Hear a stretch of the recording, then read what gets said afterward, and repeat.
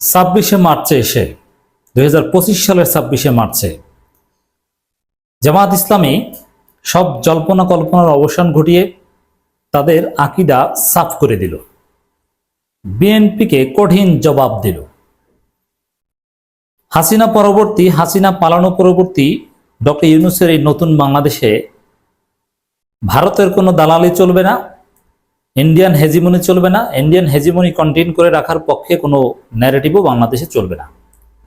জামায়াত ইসলামী বিএনপিকে কঠিন জবাব দিয়ে দিল। দর্শক, খবর বিবিসি বাংলার খবরটা সবচেয়ে ভালো লেগেছে, চমৎকার হয়েছে।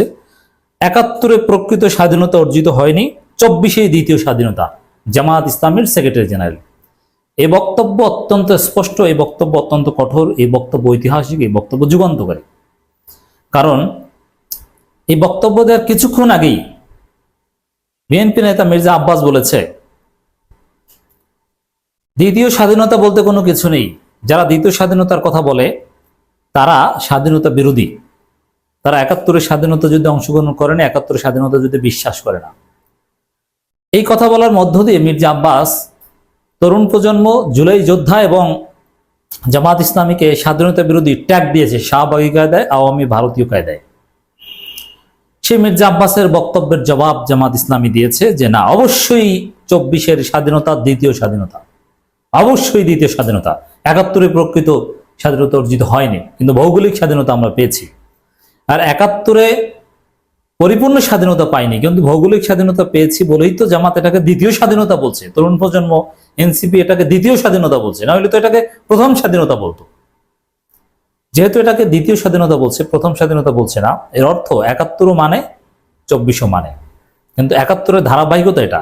জামাত, এনসিপি, নাহিদ, আখতার এদের মধ্যে কোনো পার্থক্য নেই এই আকীদায়।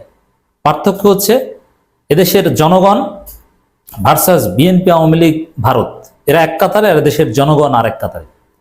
তো জামাত ইসলামের এবার কোনো হীনমন্যতা নেই। ৭১-এ যে প্রকৃত স্বাধীনতা আসেনি এটা জামাত ইসলামী স্পষ্টভাবে বলেছে। ৭১ যে এক ধরনের ভারতের প্রতারণা ছিল, তারপরও যেভাবে হোক না কোনো আমরা ভৌগোলিক স্বাধীনতা পেয়েছি, এটাকে জাতি মেনে নিয়েছে, কোনো সমস্যা নেই। কিন্তু আমরা রাজনৈতিক স্বাধীনতা পাইনি। ইন্ডিয়ান হেজিমনি এদেশে এস্টাবলিশ ছিল, সেই জায়গা থেকে আমরা দ্বিতীয় স্বাধীনতা পেয়েছি। অতএব জামাত এখন বুক ফুলিয়ে বলবে, আমরা হাজারবার বলবো, অবশ্যই ২৪-এর স্বাধীনতা দ্বিতীয় স্বাধীনতা। তরুণ প্রজন্ম বলবে, এনসিপি বলবে, সবাই বলবে। শুধু ২৪-এর এই ৫ আগস্টের স্বাধীনতাকে দ্বিতীয় স্বাধীনতা হিসাবে মানবে না ভারত এবং ভারতের দালালেরা, আওয়ামী লীগ এবং আওয়ামী লীগের দালালেরা, শাহবাগী, আর সবাই এটাকে দ্বিতীয় স্বাধীনতা বলবে। বাংলাদেশপন্থী যারা, তারা ২৪-এর এই বিপ্লবকে ধারণ করবে। আর যারা বাংলাদেশপন্থী না, তারা ২৪-এর বিপ্লবকে ছোট করার জন্য বলবে যে না, ৭১-এর পাশাপাশি সংবিধানের প্রিয়াম্বলে ২৪-এর অভ্যুত্থানকে বসানো যাবে না। ২৪ কিছুই না, ৭১ দিয়ে ২৪-কে ধামাচাপা দেওয়ার চেষ্টা করবে। জামায়াত ইসলামের এই ঘোষণা বোল্ড ঘোষণা, এই ঘোষণা সময় উপযোগী ঘোষণা, কার্যকর ঘোষণা, ক্লিয়ার ঘোষণা। জামাতের আকীদা ক্লিয়ার। অতএব এটা নিয়ে রাজনীতি করার কিছু। ওই যে মির্জা ফখরুল বলেছিলেন না,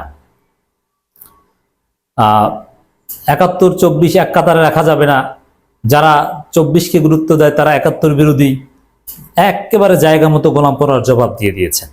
তো বিএনপির ব্যবসা দেখেন, যদি একসময় আওয়ামী লীগের যে ভারতীয় ন্যারেটিভ, তখন কিন্তু বিএনপি, জামাত সবাই একটু মিনমিন করতো যে না না না, আমরা স্বাধীনতা বিরোধী না, ৭১-কে আমরা ধারণ করি, এগুলো অপবাদ ইত্যাদি ইত্যাদি। কিন্তু এখন তো আর ওই যুগ নেই। এখন স্পষ্ট কথা যে ভাই ৭১-এ পরিপূর্ণ স্বাধীনতা আসেনি, এসে ফাজলামি বন্ধ করুন, এই ২৪-এ পরিপূর্ণ স্বাধীনতা এসেছে। অতএব বিএনপি হচ্ছে ২৪-এর স্বাধীনতা বিরোধী শক্তি। মির্জা ফখরুল ৭১-এর রাজাকার পুত্র এখন ২৪-এর রাজাকারে পরিণত হচ্ছে, ২৪-এর স্পিরিটের বিরুদ্ধে দাঁড়াচ্ছে। এটা জামাত এটাই বোঝানোর চেষ্টা করছে। বাংলাদেশ জামাত ইসলামের সেক্রেটারি জেনারেল মিয়া গোলাম পরোয়ার বলেছেন, যারা করেছেন, এর চেতনা ফেরি করে বেড়াচ্ছেন, তাদেরকে বলবো, আপনারা কিন্তু রাজনৈতিক স্বার্থে, ক্ষমতার স্বার্থে দিল্লির কাছে বিক্রির জন্য চুক্তিবদ্ধ হয়েছিলেন। অতএব মুক্তিযোদ্ধারা আকাম করলে কিছু বলা যাবে না, এই যুগ এখন আর নেই। মুক্তিযোদ্ধারা আকাম করলে আকাম ছুটেই দিবে পিটিয়া। কোনো মুক্তিযোদ্ধা তো এখন আমরাও মুক্তিযোদ্ধা, ২৪ যোদ্ধা। অতএব ওই মুক্তিযোদ্ধা নামে আমরা গত ১৫ বছর যে ফাজলামি দেখেছি, যে ফেসিবাদী দেখেছি, মুক্তিযোদ্ধা নামে যে সন্ত্রাসী আমরা সহ্য করতে বাধ্য হয়েছি, এখন আর সেটা সহ্য হবে না, সহ্য করা হবে না। আর এখন তো রাজাকার পুত্ররাই বড় বড় কথা বলেন, তারাই বড় মুক্তিযোদ্ধা সেজেছেন। যে কারণে 24-এর গণঅভ্যুত্থান বাংলাদেশের কোটি কোটি মানুষ বলেছে এটা আমাদের দ্বিতীয় স্বাধীনতা। যোগ করেন মিস্টার পরোয়ার। হ্যাঁ, অবশ্যই দ্বিতীয় স্বাধীনতা। কোটি কোটি মানুষ বলেছে, আমরা বারবার বলবো, হাজারবার বলবো। মির্জা আব্বাসরা কান্না করে হার্ট অ্যাটাক করে মরুক, আমরা বলবো দ্বিতীয় স্বাধীনতা, দ্বিতীয় স্বাধীনতা, দ্বিতীয় স্বাধীনতা। আগামী দিনে রাজনীতি হবে এই 24-এর দ্বিতীয় স্বাধীনতার উপর ভিত্তি করে। স্বাধীনতা দিবস উপলক্ষে ঢাকা মহানগর দক্ষিণ জামাত ইসলামী আলোচনা সভায় এসব কথা বলেন দলটির সেক্রেটারি জেনারেল। তিনি বলেন, জামাত ইসলামী আদর্শিক কারণে দেশ ও স্বাধীনতাকে ভালোবাসে এবং জামাত চমৎকার ন্যারেটিভ দাঁড় করিয়েছে যে জামাত ইসলামী একমাত্র দল যারা এদেশ থেকে পালায় না, আর মুক্তিযোদ্ধারা চুরি দুর্নীতি লুটপাট লুচ্চামি করে পালায়, আর জামাত ইসলামী পালায় না। অতএব সামনেও যারা মুক্তিযুদ্ধ ব্যবসা করতে যাইবে তারা আকাম করে পালাতে পারে, কিন্তু যারা প্রকৃত স্বাধীনতার পক্ষের তারা চেতনা ব্যবসাও করে না, ভারতের দালালি করে না, তাদের পালানোও লাগে না। ৭১-এ মীমাংসিত বিষয় সামনে এনে জামাতকে বিতর্কিত করার চেষ্টা হয় বলে অভিযোগ করেন তিনি। এটা মির্জা ফখরুল রাজাকার পুত্র এখন করছেন, তাকে জবাব দিলেন গোলাম পরোয়ার। মিয়া গোলাম পরোয়ার বলেন, 54 বছর পর এসে যারা বক্তৃতা শেষে বলেন ৭১-কে ভোলা যাবে না, তারা এখন দেশ শাসন করছেন। 12 থেকে 13 জন স্বাধীনতা বিরোধীকে প্রেসিডেন্ট বানানো হয়েছে, মন্ত্রী এমপি বানানো হয়েছে, মানে জিয়াউর রহমান খালেদাদের সিদ্ধান্তকে বলেছেন। জামাত কার্ড নিয়ে খেললে শেখ হাসিনার মতো নির্মম বিদায় নিতে হবে বলে হুঁশিয়ারি দেন তিনি। এর মানে দর্শক, স্পষ্টভাবে জামাত ইসলামীর সেক্রেটারি জেনারেল স্পষ্ট জানিয়ে দিয়েছেন, এই হাসিনার মতো জামাত কার্ড নিয়ে ভারতের কথায়, ভারতের বুদ্ধিতে যদি মির্জা ফখরুল্লাহ খেলেন তাহলে তাদের পরিণতি হবে হাসিনার মতো।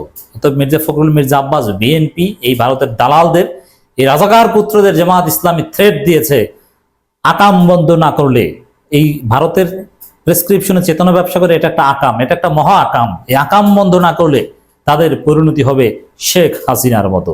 চমৎকার হুঁশিয়ারি মিয়া গোলাম পরোয়ার। ধন্যবাদ মিয়া গোলাম পরোয়ারকে, এভাবে স্পষ্ট ভাষায় কোনো রাগ ডাক ছাড়া তাদের আকীদা সাফ জানিয়ে দেওয়ার জন্য, স্পষ্ট করার জন্য।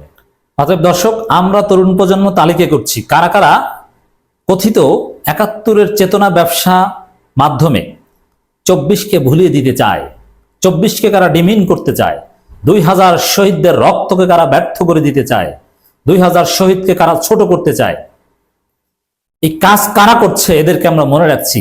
We noted it down. তার মধ্যে প্রথম সারি মির্জা ফখরুল, মির্জা আব্বাস, এরা কথায় কথায় শামসুজ্জামান দুদু আমাদের এই 24-এর রক্তক্ষয়ী বিপ্লবকে ছোট করেন, এই রাজাকার পুত্ররা ছোট করেন। কারণ এই 24-এ তো তাদের অবদান নেই। তারা তো বলেছে যে আমরা এই মুহূর্তে সরকার পতন নিয়ে ভাবছি না, কোটা সংস্কার আন্দোলনের সাথে আমাদের সম্পর্ক নেই। অতএব দর্শক, ইন সাম কেসেস 24 ৭১-এর চাইতে অনেক বড়, কারণ আমরা ৭১ দেখি নাই। আর ৭১-এ তো যুদ্ধ ঘোষিত, আমাদের হাতে অস্ত্র ছিল, ওদের হাতে অস্ত্র ছিল। আর ৭১-এ আমাদের হাতে কোনো অস্ত্র ছিল না, ওদের হাতে অস্ত্র ছিল। আমরা ইট পাটকেলার ক্রিকেট স্টাম্প নিয়ে লেথাল ওয়েপনের বিরুদ্ধে যুদ্ধ করেছি। অতএব আমরা যারা যোদ্ধা, আমাদের কাছে ৭১-এর চাইতে 24 বড় অনেক ক্ষেত্রে, কিন্তু সামগ্রিকভাবে না।